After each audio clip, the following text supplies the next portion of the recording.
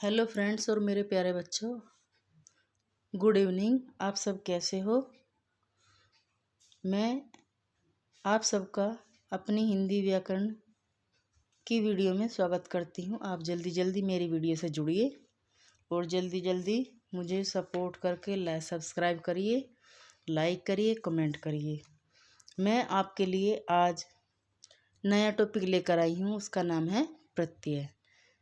जो प्रत्यय शब्द आपको एग्ज़ाम पेपर में करने के लिए 1-2 क्वेश्चन आपको अवश्य ही मिल जाता है। तो जल्दी जल्दी जुड़िए और मेरी वीडियो को सब्सक्राइब करिए। तो जानते हैं प्रत्यय शब्द क्या होते हैं।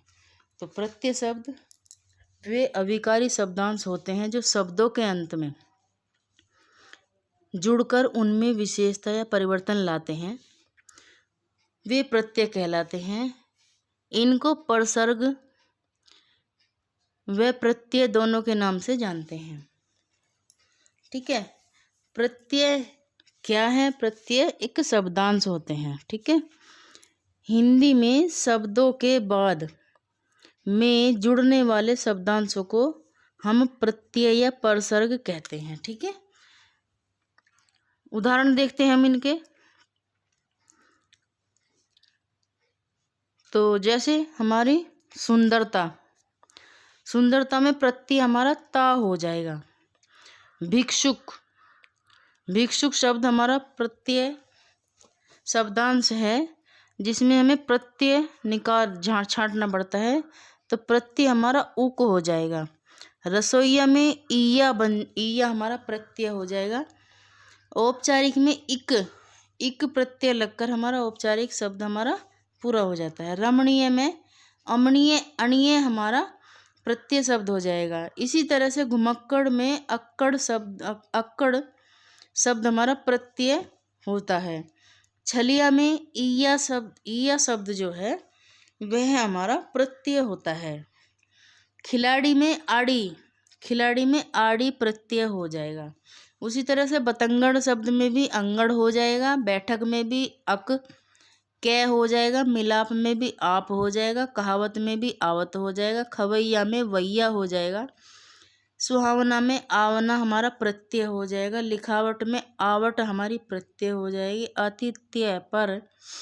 आतिथ्य में अय हमारा प्रत्यय हो जाएगा। घबराहट में हमारी आहट हो जाएगी। और चतुराई में हमारी आई लगकर, चतुर शब्द में आई लगकर हमारी चतुराई, तो आई शब्द हमारा प्रत्यय हो जाएगा। इसी के साथ प्रत्यय शब्द का टॉपिक यहीं पर ख़त्म होता है। और अब देखते हैं इससे बने हुए कुछ प्रश्नों के उत्तर। जैसे पहला प्रश्न बनता है, गवैया शब्द किस प्रत्यय का रूप है? तो गवैया हमारा कृतवाच्य का रूप हो जाएगा। दूसरा क्वेश्चन आता है हमारा, क्रंदत प्रत्यय किन शब्दों के साथ जुड़ते हैं? क्रंदत प्रत्यय, क्रंदत क्रिया, क्रंदत प्रत्यय हमेशा क्रिया शब्द के साथ जुड़ते हैं। ई प्रत्यय से निर्मित शब्द कौन सा बन जाएगा? तो वह हमारा मंडली बन जाएगा, टोकरी बन जाएगा, और नाली बन जाएगा, माली बन जाएगा, लवली बन जाएगा, लीला बन जाएगा।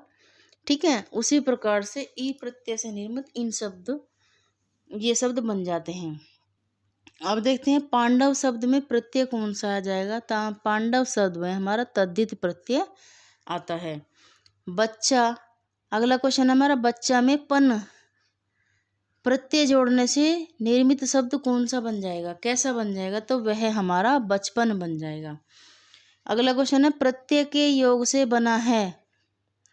कौन सा शब्द प्रत्यय के योग से बना है?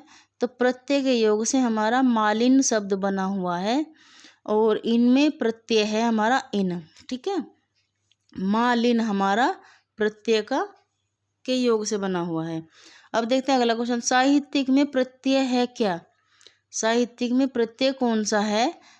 यानी कि साहित्यिक शब्द में प्रत्यय कौन सा होगा? तो प्रत्यय हमारा इक होगा, और प्रत्यय हमारा तद्धित प्रत्यय हो जाएगा। प्रामाणिक शब्द के मूल और प्रत्यय का सही अलगाव क्या हो जाएगा? जब हम इस प्रामाणिक शब्द को अलग अलग आधा आधा टुकड़ों में बांटेंगे तो हमारा इस प्रकार प्रामाण प्लस इक प्रामाणिक शब्द हमारा इस तरह बन जाएगा।